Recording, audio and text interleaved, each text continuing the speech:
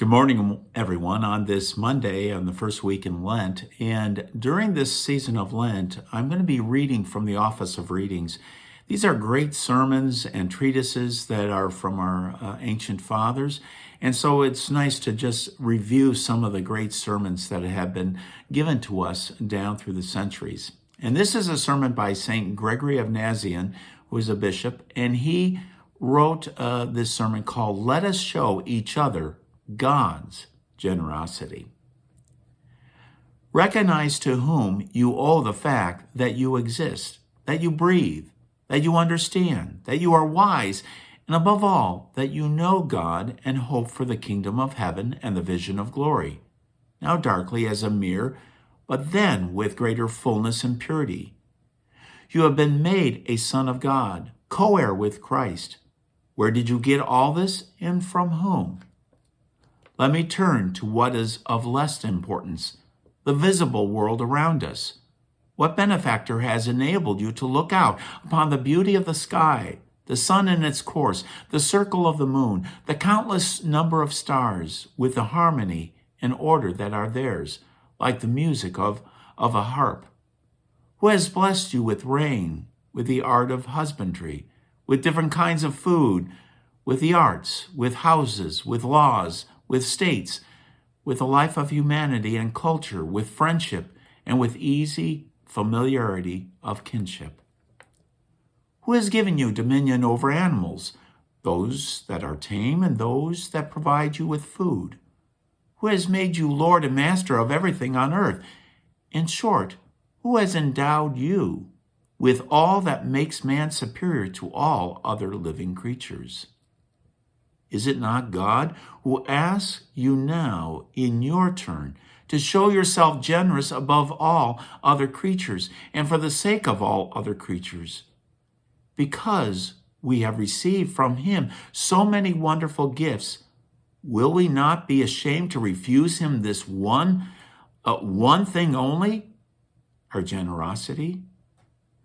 Though he is God and Lord, he is not afraid to be known as our Father.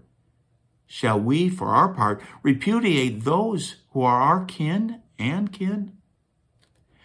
Brethren and friends, let us never allow ourselves to misuse what has been given us by God's gift. If we do, we shall hear St. Peter say, "Be ashamed of yourselves for holding on to what belongs to someone else. Resolve to imitate God's justice, and no one will be poor. Let us not labor to heap up and hoard riches while others remain in need. If we do, the prophet Amos will speak out against us with the sharp and threatening words, 'Come now, you that say, when will the new moon be over, so that we may start selling? When will the Sabbath be over, so that we may start opening our treasures?'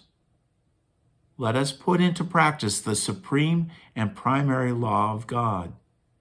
He sends down rain on just and sinful alike, and causes the sun to rise on all without distinction.